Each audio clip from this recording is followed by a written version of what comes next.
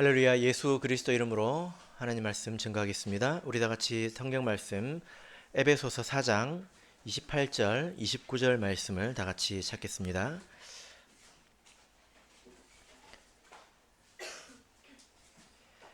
에베소서 4장 28절 29절 말씀을 우리 같이 읽겠습니다.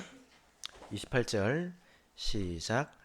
도적질 하는 자는 다시 도적질 하지 말고 돌이켜 빈궁한 자에게 구제할 것이 있기 위하여 제 손으로 수고하여 선한 일을 하라.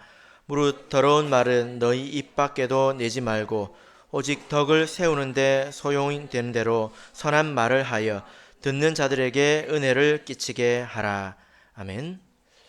네, 오늘 이 시간은 수고하는 손과 덕을 세우는 말이라는 제목으로 하나님 말씀을 증거하겠습니다.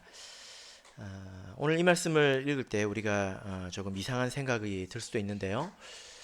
우리가 성경에 있는 말씀을 당연하게 생각을 하다 보니까 아무렇지도 않게 읽을 수도 있지만 다시 한번 읽어보시기 바랍니다. 도적질하는 자는 다시 도적질하지 말고, 만약에 제가 여기 있는 어떤 분에게 이렇게 권면을 한다면 듣는 사람이 기분이 좋을까요? 나쁠까요? 초혼자면은 도적질 하지 마세요. 해서 그런 게 아니고 안 하는데 앞으로도 하지 말라고. 이런 말 들으면 기분이 좋습니까? 나쁩니까? 별로 안 좋죠? 인상이 지금 많이 찡그러졌어요. 네. 그런데 이 말씀이 성경 가운데 있다라는 것입니다. 좀 격이 안 맞다 이런 생각을 할 수가 있죠. 신앙생활에도 또 기초적인 것이 있고 또 기본적인 것이 있지 않습니까? 우리 신앙생활의 기본은 말씀과 기도 생활을 하는 것입니다. 그리고 빚진 마음으로 사는 거죠. 그런데 예를 들어서 뭐 어떤 집사님이나 장로님에게 권면하기를 제발 좀 성경 좀 읽으세요, 이렇게 이야기를 한다면 그 말은 맞는 말이지만 격이 안 맞는 말이죠. 마치 그런 어색함을 이 말씀을 읽을 때 우리가 느끼게 됩니다. 도적질하는 자는 도적질하지 말라. 이 말씀의 뜻이 무엇일까요?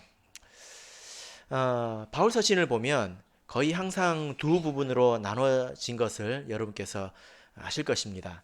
바울 서신을 보면 앞부분에는 대체적으로 좀 어려운 내용들이 많이 기록되어 있죠. 읽어도 무슨 말인지 이해하지 못할 내용이 있고 중간에 갑자기 그러므로 나옵니다. 그리고 그 뒤부터는 아주 쉬운 말들이 나옵니다. 이렇게 해라, 저렇게 해라. 이것을 느끼신 적이 있을 겁니다. 로마서도 보면 12장을 기준으로 해서 앞과 뒤로 나눠지게 되죠. 앞부분은 교리나 진리에 대해서 서술을 하고 있는 것이고, 뒷부분은 그에 합당한 생활 그리고 삶에 대해서 기록하고 있습니다. 에베소서에서 앞부분에는 뭐라고 기록되어 있습니까? 앞부분에 기록된 그 진리가 무엇입니까? 교회는 예수님의 몸이라는 것입니다. 그리고 하나님께서 은혜로 우리를 부르셔서 교회의 몸이 되게 하셨다. 이게 에베소서 앞부분에 있는 진리이죠. 4장 1절을 보면 그러므로 나옵니다. 이때부터 우리가 마음이 편해지죠. 그러므로 하고 뒤에는 여러 가지 많은 교훈들이 나오게 되겠죠. 그 뒤에 있는 핵심이 뭘까요? 그러므로 뒤에 많은 그 내용들이 있는데 그 핵심 주제가 뭘까요? 우리 성도들이 교회의 몸을 세울 줄 알아야 된다는 것입니다. 로마서에도 있는 말씀이 에베소서에도 있고 그리고 뭐 여기저기 뭐 서신서에 있지만 그것을 바라보는 관점이 다르다는 거예요. 예를 들어 뭐 거짓말을 하지 마라라고 했을 때에 하나님께서 깨끗이 씻겨 놓은 사람이 거짓말하면 안 되겠죠. 이것은 개인적인 윤리 차원에서 거짓말하지 말라는 것입니다. 근데 에베소서의 이 말씀은 그렇게 하면 교회의 몸이 무너진다는 거예요. 그래서 하지 말라는 것입니다. 그러니까 다른 차원에서 권면을 하고 있는 것이기 때문에 이런 큰 틀에서 우리가 이 말씀을 이해할 수 있어야 된다는 거예요. 그래서 에베소서 4장 이후로는 우리가 하나님께서 우리를 그리스도의 몸으로 부르셨으면 우리는 그리스도의 몸을 세울 줄 알아야 된다는 것입니다. 이것을 믿는다면 마땅히 그리스도의 몸을 세울 수 있어야 된다는 것입니다. 우리 성도님들께서는 이 교회가 예수 그리스도의 몸인 것을 믿으십니까? 예, 믿으시죠? 그렇다면 우리는 이것을 귀중하게 여기고 이것을 세울 줄 알아야 됩니다. 그런 차원에서 이런저런 권면을 하고 있는 거예요.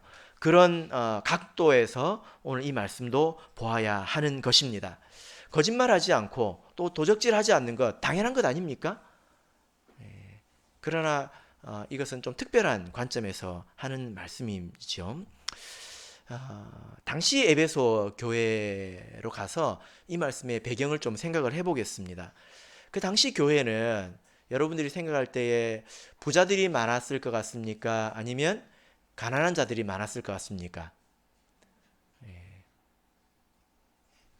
지금을 보세요. 부자가 많습니까? 가난한 자가 많습니까? 가난한 자가 많지요. 부자는 그렇게 많지 않습니다. 당시에는 마찬가지인데요. 지금 우리 사회 시스템하고 그 당시에 하고 완전히 달라요. 아주 결정적인 차이가 하나 있는데 그게 뭐냐면 노예 제도가 있었다는 것입니다. 그러니까 신도들 중에 노예가 있었다는 거예요. 그러니까 신약 성경을 우리가 이해할 때 한 가지 중요한 포인트가 이것인데 교회 안에 이것으로 인해서 갈등이 있었다는 것입니다. 어떤 사람은 자유자예요. 자유인입니다. 집에 가면 주인이고요. 어떤 사람은 집에 가면 종이에요. 교회 오면 형제가 되는 것입니다. 그러니까 이게 도저히 극복할 수 없는 문제가 교회에서 하나가 되었을 때 어떤 문제가 생겼겠습니까? 그래서 우리가 신약 성경을 이해할 때 이것이 중요한 포인트 중에 하나인데요. 우리가 생각할 때 지금 뭐 노예 제도가 있다고 하면 상상을 할 수가 없지 않습니까? 뉴스에 날 일이죠. 그런데 이때 당시에는 노예가 없다는 것을 상상도 못할 때입니다. 그것을 상상해 보십시오. 노예에 대해서 우리가 한번 생각을 해보십시다. 노예는요, 노예 근성이 생기게 돼 있어요. 왜 그러냐면 노예는 내가 오늘 하루 열심히 한다고 해서 미래가 바뀝니까? 안 바뀌지요. 여러분 오늘 하루 열심히 일하셨지요. 열심히 공부하시고 또 열심히 뭔가를 하셨을 겁니다. 왜냐하면 그것이 우리의 미래가 되기 때문이죠. 그죠? 근데 노예는 열심히 일할 필요가 없는 사람들입니다. 그것이 태어날 때부터 그리고 뼛속에 사무쳤습니다. 그래서 뭔가를 열심히 하는 게 중요한 게 아니라 어떻게 하면 오늘 하루를 뭐라고 말해야 되죠? 오늘 하루를 어떻게 하면 좀 돌려먹을까? 뭐라고 말해야 됩니까? 오늘 하루를 어떻게 좀 편하게 보내올까? 그래도 오늘 하루 먹고 살고 오늘 하루를 사는 것일 뿐입니다. 그래서 열심히 해서 뭔가를 얻어내는 게 중요한 게 아니라 당장 이 순간 내 몸이 편한 게 중요한 거예요. 그런 삶의 방식이 몸에 배어 있다는 것입니다. 이것이 뭡니까? 노예 근성입니다. 오늘 하루 먹을 게 있으면 일하지 않는 것이 노예입니다. 이런 사람에 대해서 노예에 대해서 한번 생각을 해보십시오. 좀 이해해 줄 만도 하지 않습니까? 그런 삶 속에서 태어났고 그리고 그것이 사회에 만연해 있고 그렇다면 그것이 몸에 좀 뵐 수도 있다는 생각도 듭니다. 물론 그것이 합당한 것은 아니죠. 그런데 그런 노예들이 교회에 많이 왔어요. 그러면 한번 생각을 해보세요. 교회에 어떤 일이 생겼겠습니까? 생각을 해보세요. 오네시모처럼 아주 회심한 노예들이 교회 와서 도움이 되기도 했겠지만 참 그냥 이제 신분만 세탁한 그런 노예도 있지 않겠습니까? 영적인 신분만 세탁해서 교회 와서 노예 근성을 그대로 드러내는 사람도 있지 않겠습니까? 근데 교회는 사랑이 넘칩니다. 오면 배고픈 사람에게 밥을 주지요. 그리고 심지어 어떤 사람은 자기의 전 재산을 팔아가지고 교회에 바쳐서 성도들을 먹여 살립니다. 그러니까 세상에 이렇게 좋은 곳이 어디 있을까요? 노예 입장에서. 여러분 어떻게 생각하십니까? 교회에 이런 사람들이 5명만 있다고 한번 생각을 해보세요. 맨날 우리 성도님들한테 와서 손을 벌립니다. 하나님께서 연약한 자를 도우라고 하셨는데 하고 손을 벌립니다. 이런 사람 5명만 있어 보세요. 어떻게 되겠습니까? 그런데 교회는 또 이 일을 해야 됩니다. 지극히 작은 내 형제 중에 하나에게 한 것이 곧 나에게 한 것이라. 이것이 예수님의 가르침 아닙니까? 그러니까 교회는 이 일을 해야 돼요. 그런데 그것을 이용해 먹는 사람이 있습니다. 데살로니가 후서 3장을 보겠습니다. 데살로니가 후서 3장 6절에서 12절을 보겠습니다.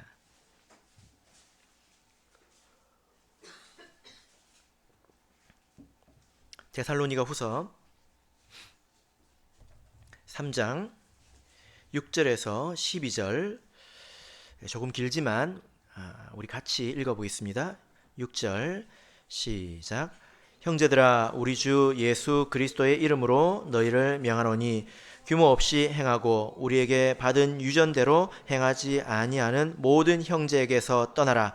어떻게 우리를 본받아야 할 것을 너희가 스스로 아나니 우리가 너희 가운데서 규모 없이 행하지 아니하며 누구에서든지 양식을 값없이 먹지 않고 오직 수고하고 애써 주야로 일함은 너희 아무에게도 누를 끼치지 아니하려 함이니 우리에게 권리가 없는 것이 아니요 오직 스스로 너희에게 본을 주어 우리를 본받게 하려 함이니라.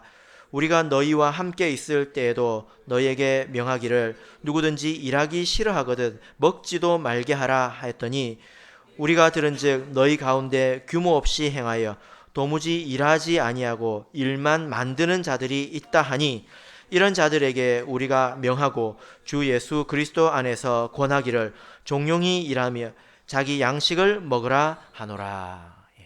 여기 보면 규모 없는 자가 나오죠. 이런 사람을 말하는 것입니다. 바울 사도가 얼마나 속이 상했으면 이런 사람은 밥을 주지 말라고 이야기했겠습니까? 한번 생각해 보십시오. 이런 사람들 때문에 교회가 영향을 많이 받았다는 것입니다. 그래서 바울 사도가 그런 사람들 때문에 못한 게 있어요. 뭡니까? 교회에서 생활비를 못 받았습니다. 그렇게 교회 와가지고 짐이 되고 교회 와서 얻어먹는 사람들 때문에 바울 사도는 마땅히 하나님의 일꾼으로서 교회에서 생활비를 받을 수 있었지만 그런 사람들이 바울도 그러지 않느냐, 저하고 나가 뭐가 다르냐 이렇게 그 핑계를 댈까봐 바울 사도가 스스로 모범을 보였다는 거예요. 자기가 자비량을 해서 일을 해서 먹었다는 것입니다. 여러분, 교회에 이런 일이 많아지면 어떤 일이 생길까요? 이것은 교회가 해야 되는 일입니다. 그런데 그 틈을 이렇게 비집는 사람들이 있습니다. 교회가 어떻게 될까요? 아주 큰 문제가 생깁니다. 마태복음 24장을 보겠습니다. 마태복음 24장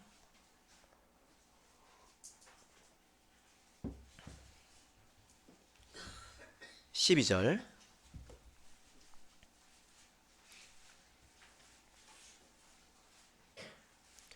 마태복음 24장 12절 같이 읽겠습니다. 시작. 불법이 성함으로 많은 사람의 사랑이 식어지리라. 불법이 성하면 사랑이 식어지게 됩니다. 왜 그럴까요? 원래 사람들이 순수할 때는, 정말 있는 그대로 살 때는 심판할 일이 없습니다. 판단할 일이 없다는 거예요. 판단하지 않고 그저 사랑으로 도와주면 됐습니다. 받는 사람도 사랑으로 받게 되죠. 근데 이것을 비집고 들어오는 사람들이 생기면 그때부터 판단해야 됩니다. 이 사람은 정말로 도움을 받아야 되는 사람이냐, 가서 소득증명서 떼와라, 뭐 해와라, 이렇게 하면 정말로 도움이 필요한 사람 중에 구차해서 도움을 못 받는 사람들이 생길 겁니다. 그렇죠? 그리고 도움을 안 받아도 되는데 이제 서류 조작을 해가지고 교회에서 도움을 받는 사람들이 있을 거예요. 그런 사람들이 아름아름으로 알면 성도들의 봉헌하는 정신이 또 식어질 것입니다. 그 결국 사랑이 식어진다는 거예요. 그러니까 이렇게 이런 사람들 때문에 교회가 사랑이 식어지고 매사에 판단하고 아주 이제 예민해져 가지고 마음이 곤두섰다는 것입니다. 교회에 긴장이 흘렀다는 거예요. 사랑이 흘러야 되는데 긴장이 흘렀다는 것입니다. 이렇게 보자면 교회로서는 정말 큰일이지 않습니까? 이건 그 병으로 따지자면 그 자가 면역 질환입니다.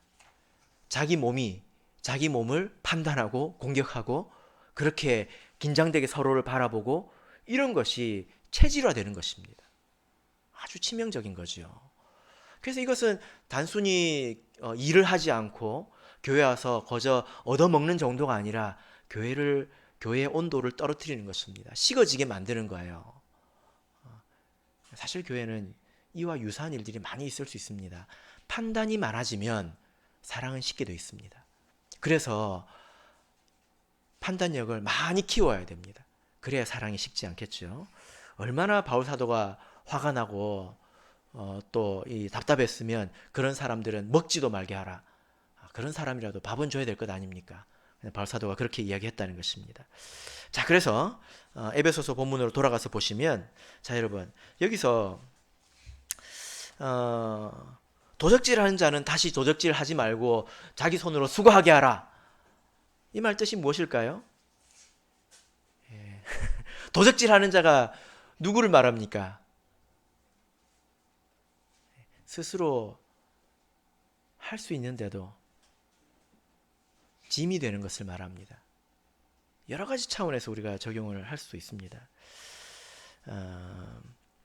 성경을 보면 이렇게 수고하는 것을 아름답게 그리고 있습니다.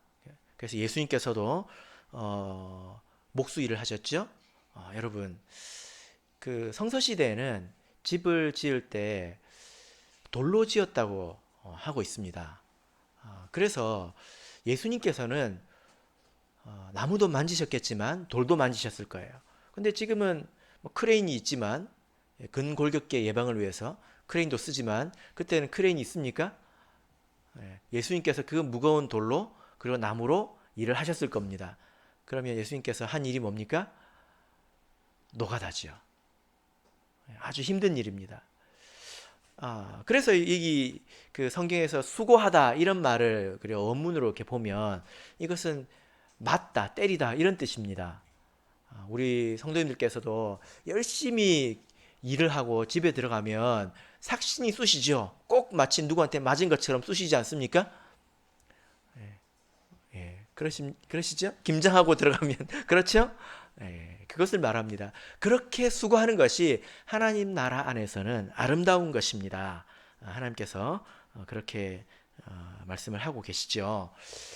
그래서 하나님께서 우리 성도님들에게 안 주시는 게 있습니다. 뭐냐면 복권입니다. 복권. 하나님께서는 수고하는 것을 아름답게 보시기 때문에 복권에 당첨되는 은혜를 여러분들에게 주시지 않습니다.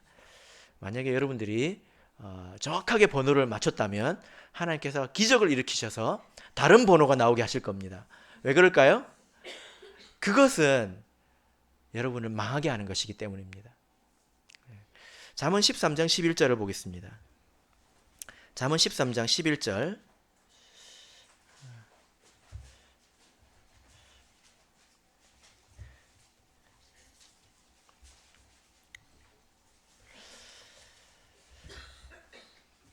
잠언 13장 11절.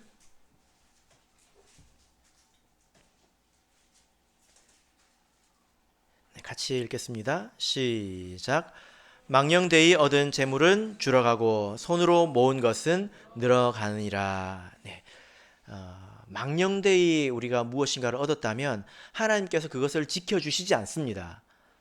근데 복권이야말로 망령되이 얻은 것입니다. 그래서 우리 성도님들은 복권을 하시지 않는 게 좋습니다.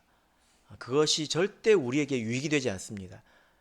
그것으로 얻을 리도 없고 얻는다 하더라도 그 얻은 것에 대해서 하나님께서 지켜주시지 않는다는 거예요. 그런데 여기 보면 손으로 모은 것은 늘어가느니라. 우리가 정당하게 수고해서 땀 흘려서 얻은 것에 대해서는 하나님께서 복을 주신다라는 거죠. 그래서 성경을 보면 이렇게 수고해서 일을 하는 것을 아름답게 그리고 있고, 또 이것에 대해서 성경에는 상당히 많은 교훈이 있습니다. 우리가 성경을 보면 오늘 이 말씀처럼 스스로 수고해서 일하게 하라, 이 교훈이 생각보다 많이 있습니다. 찾아보면 이렇게 많았나 하고 놀랄 정도로 많이 있습니다. 지금으로 보자면 당연한 것 아닙니까? 우리가 생각할 때 너무나 당연한 것 같은데 성경에는 많이 있다는 거예요. 그래서 우리가 생각을 해봐야 됩니다. 데살로니가전서 4장을 보겠습니다. 데살로니가전서 4장 11절 12절을 보겠습니다.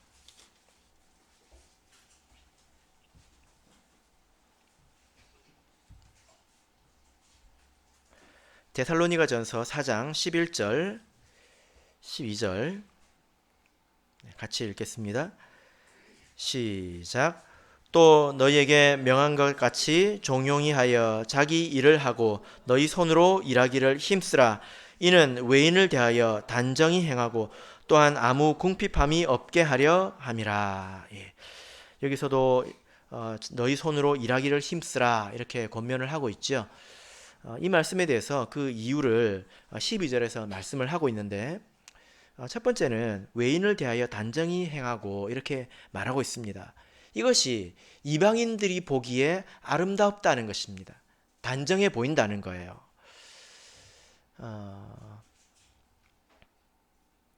조금 전에 말씀을 드렸지만 우리가 도적질하는 자는 도적질하지 말라, 이것을 남의 것을 훔치는 것 정도로만 생각했다면 이 말씀을 온전히 이해하지 못한 것입니다.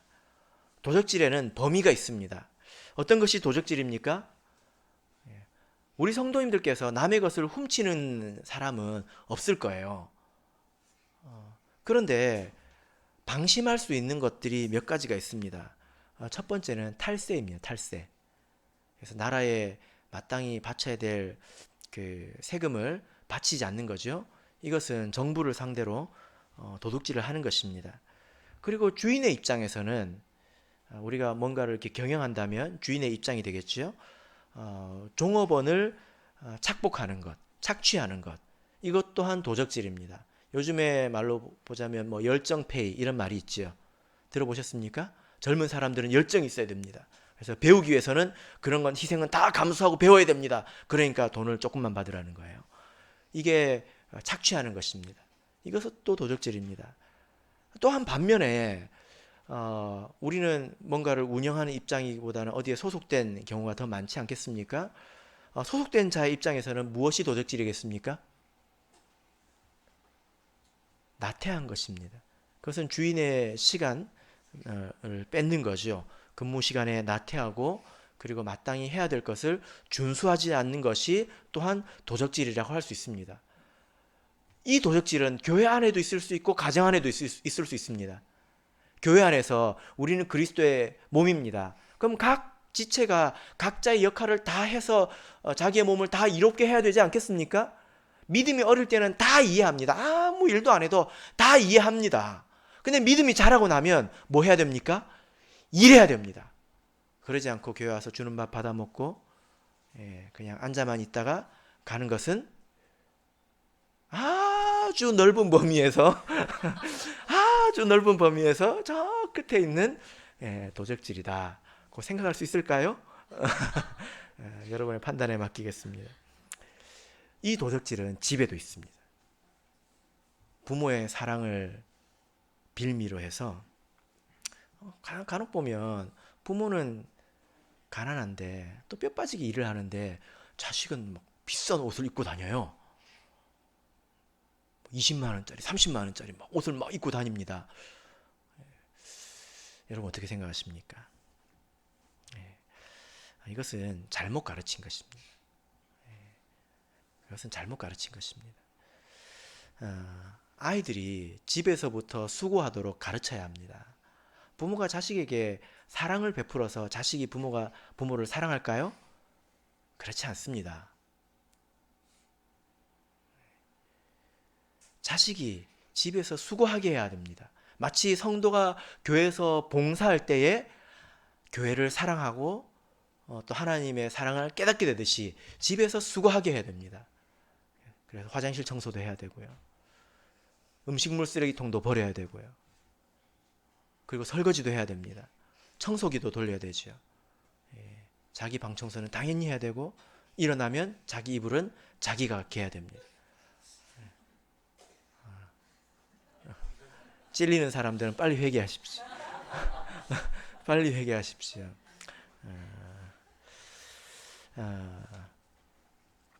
이렇게 사는 것이 이방인들 보기에 아름답습니다. 그리고 이 말씀에서 뭐라고 말합니까? 아무 궁핍함이 없게 하려 함이라.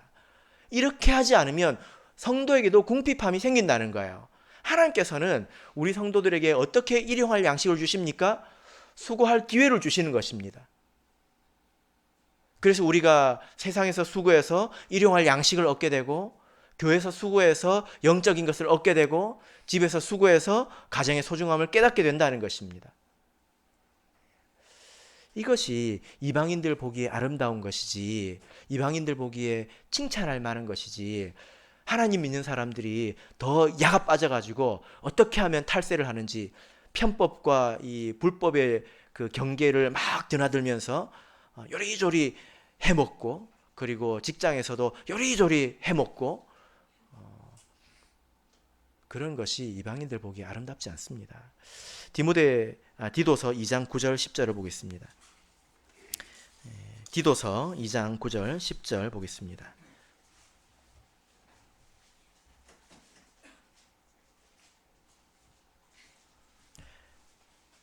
디도서 2장 9절 10절 같이 읽겠습니다. 시작. 종들로는 자기 상전들에게 범사에 순종하여 기쁘게 하고 거스려 말하지 말며 떼어 먹지 말고 오직 선한 충성을 다하게 하라. 이는 범사에 우리 구주 하나님의 교훈을 빛나게 하려 함이라.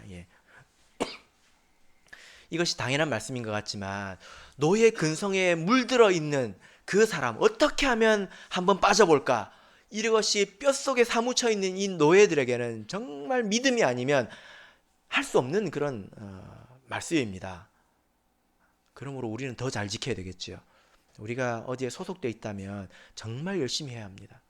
예수님 이 성경에 뭐라고 하셨습니까? 죽게 하듯 하라고 하셨습니다. 마치 그 주인이 예수님인 것처럼 우리가 거기서 최선을 다해서 섬기라는 것입니다. 그때에 어떤 일이 생깁니까?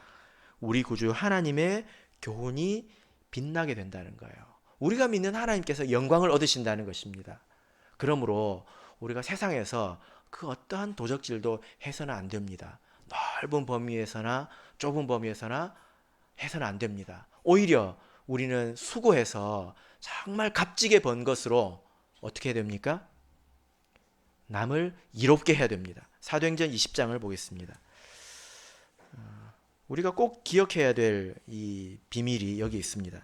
사도행전 20장 34절, 35절을 읽겠습니다.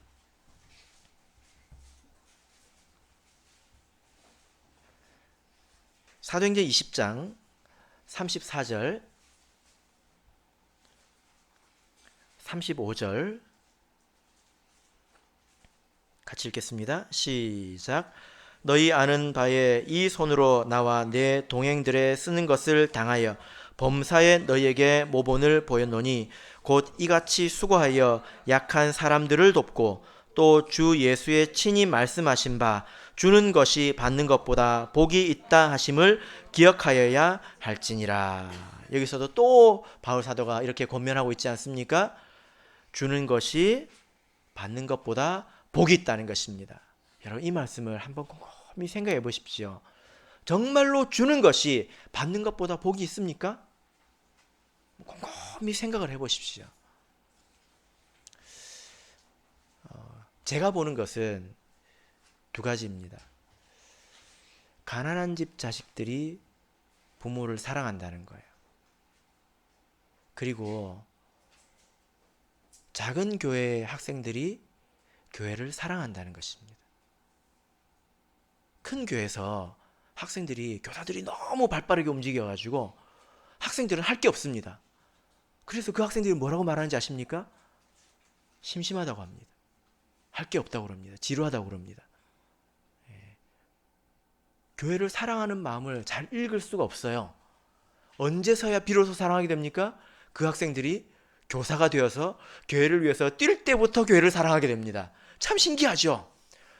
제가 학생들을 보면서 참 신기하다 이걸 느낍니다. 저렇게 그 좋은 환경에서 먹는 간식의 질도 다릅니다.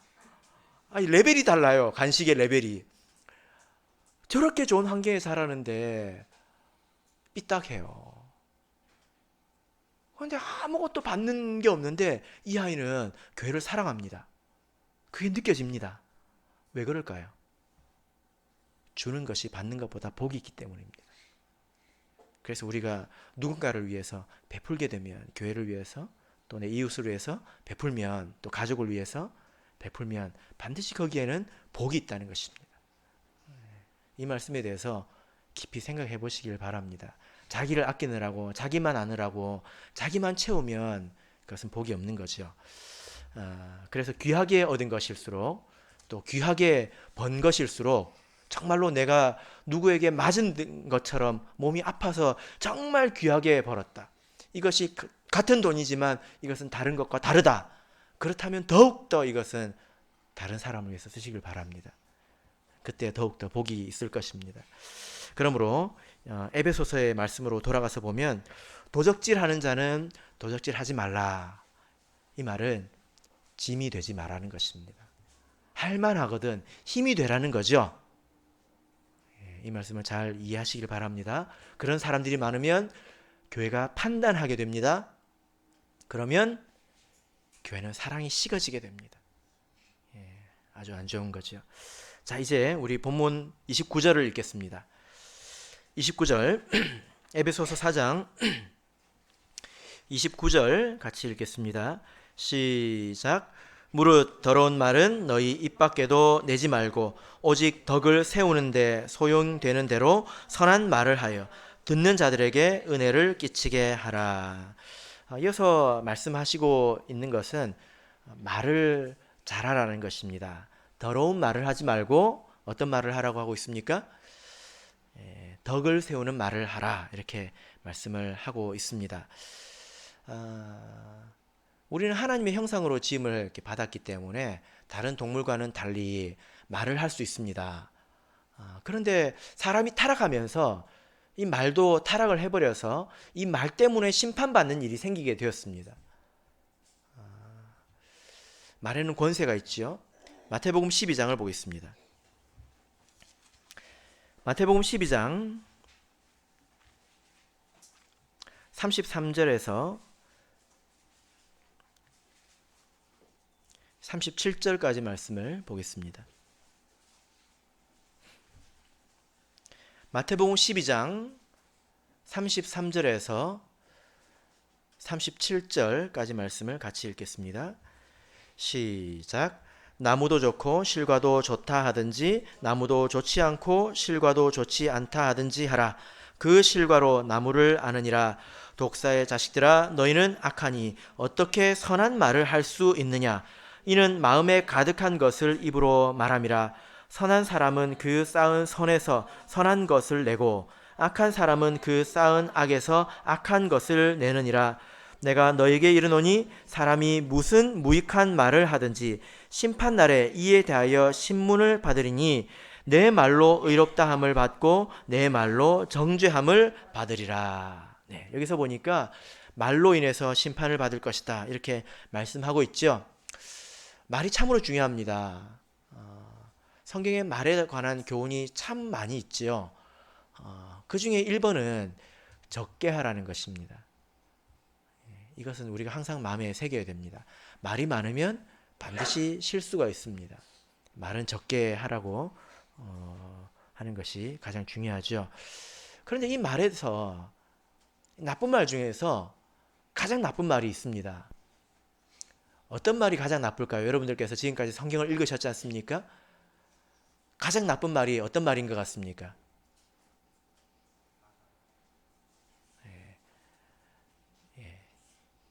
비판하고 원망하는 것입니다.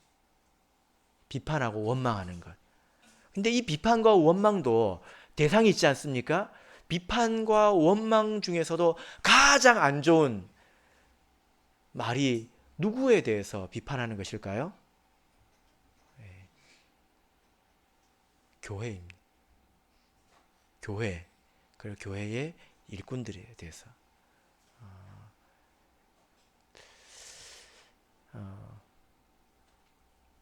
예전에 제가 한번 말씀을 드린 적이 있는지 기억이 잘 안 나는데요. 사실만을 말하겠습니다. 어떤 한 자매님이 다른 그 자매랑 이야기를 하는데 그 자매가 교회에 대해서 비판하고 원망하는 말을 막을 수 없을 정도로 쏟아냈습니다. 이것은 사실이죠. 그리고 이 자매가 1년 뒤에 죽었습니다. 암으로 죽었습니다. 그런데 혀암에 걸렸습니다. 이것도 사실입니다. 이 둘 사이에 인과관계가 있을까요? 여러분들이 생각해 보십시오.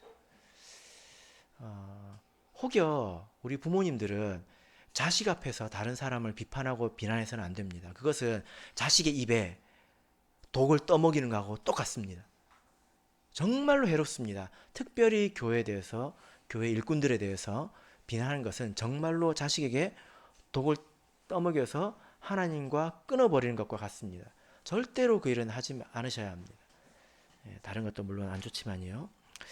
특별히 오늘 이 말씀 가운데서 더러운 말을 하지 말라 이렇게 말씀하고 있는데 어떤 말이 더러운 말입니까? 욕이죠.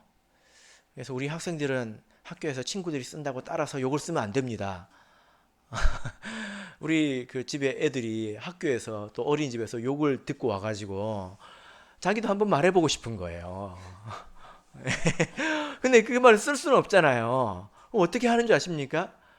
아빠, 땡땡 이것도 욕이지 하고 자기 한번 말해보는 겁니다. 그렇게 한번 말을 해보는 거예요. 참 사람 본성에 그게 있나 봅니다. 이렇게 나쁜 말을 해보고 싶나 봐요. 사실 이 에베소서에서 말하는 더러운 말이라고 하는 것은 욕을 말하는 게 아닙니다.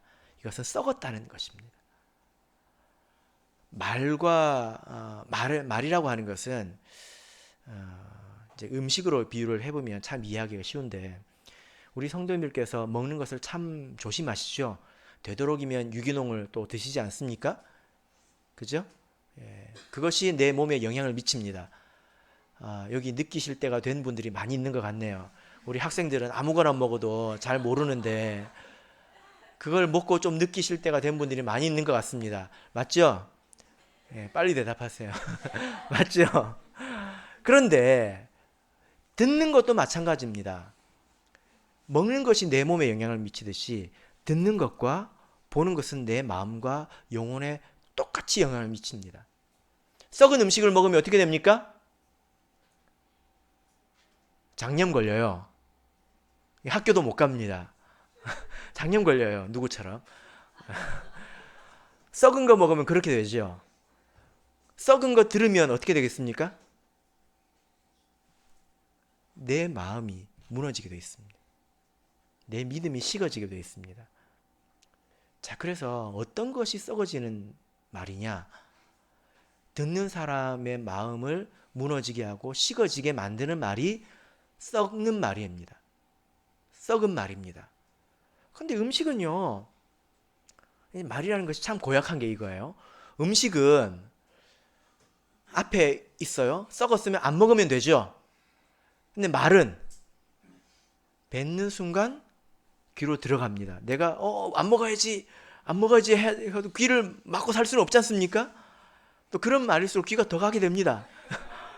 그래서 썩은 것이 귀로 쏙쏙 빨려들죠. 그래서 그 사람의 마음을 무너지게 합니다.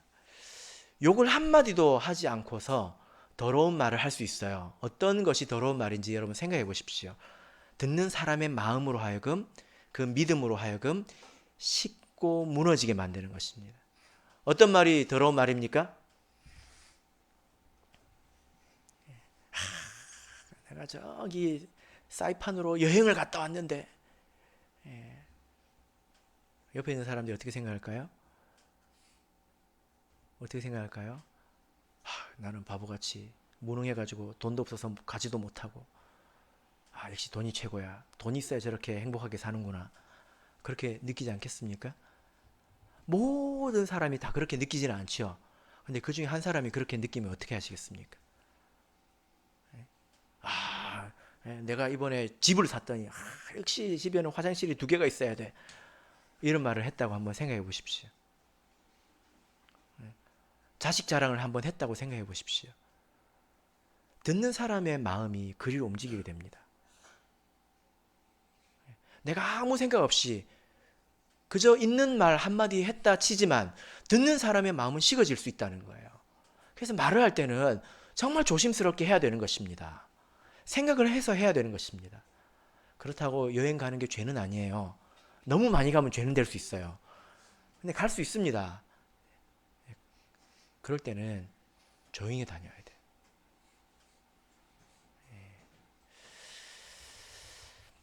그래서 내가 말을 할 때 이 말이 듣는 사람으로 하여금 마음을 식어지게 만드는 것인지 아니면 그 사람의 믿음을 세우는 말인지 여러분 한번 생각해 보십시오. 하나님께서 우리를 지으실 때 하나님의 형상으로 지으셨기 때문에 우리 사람의 말에 권능이 있습니다. 권세가 있습니다. 그래서 이런 거 느껴보셨습니까? 믿음으로 말을 하면 우리 마음이 힘을 얻습니다. 하나님을 의지하라고 말하고 두려워하지 말라고 말하면 정말로 듣는 사람의 마음이 힘을 얻습니다. 나는 더 했다고 이야기를 하고 그러나 하나님께서 세워주셨다라고 이야기를 하면 더 힘을 얻습니다. 듣는 사람으로 하여금 믿음을 가지도록 만들어야지 무너지게 만들어서 되겠습니까? 그래서 우리 그리스도인이란 몸으로는 수고해야 됩니다. 그래서 얻은 것으로 성도들과 우리 이웃들을 이롭게 만들어야 되겠죠. 그리고 우리 말로는 어떻게 해야 됩니까? 성도들의 마음의 믿음을 세워줘야 되는 것입니다. 이것이야말로 우리 공동체를 위한 것입니다. 만약에 교회 와가지고는 자기만 알고 그리고 입만 열었다 하면 비판이고 그러면 교회 왔을 때 다른 성도들의 시험을 줍니다. 성도들을 괴롭게 만들지요. 다른 사람이 그렇다면 내가 인내하면 됩니다. 나의 믿음의 성숙을 가져오니까 내가 그런 사람은 되지 말아야 합니다. 맞습니까? 바라옵기는 저와 여러분이 이렇게 손으로는 수고하고 입으로는 덕을 세우기를 예수 그리스도 이름으로 축복합니다.